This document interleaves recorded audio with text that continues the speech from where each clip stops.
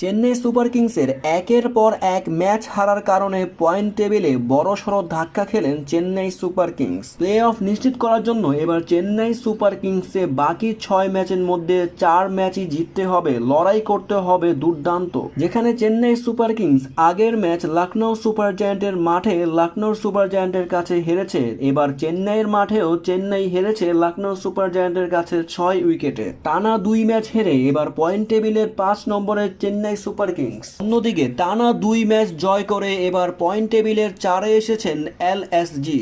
তবে যদি Chennai Super Kings play off নিশ্চিত করতে যায় তাহলে তাদের বাকি 6 ম্যাচের মধ্যে 4টিতেই জয় আনতে হবে, তা না হলে চেন্নাই সুপার কিংস এবারের আইপিএল থেকে বাদ পড়তে পারে। আইপিএল এর প্রত্যেকটি দলকে প্লে অফের জন্য 14টি করে ম্যাচ খেলতে হবে, যেখানে চেন্নাই সুপার কিংস 8টি ম্যাচ খেলে ফেলেছেন, যেখানে 4টি জয় 4টি হার আছে চেন্নাই সুপার কিংসের। চেন্নাই সুপার কিংস 8 পয়েন্ট নিয়ে টেবিলের 5ম স্থানে আছেন। তবে প্লে অফের লড়াইতে চেন্নাই সুপার কিংসের সাথে লড়াই করতে দেখা যাবে মুম্বাই ইন্ডিয়ান্স, দিল্লি ক্যাপিটালসদের। তবে আরও জানতে এই চ্যানেলটিকে এখনই সাবস্ক্রাইব করুন।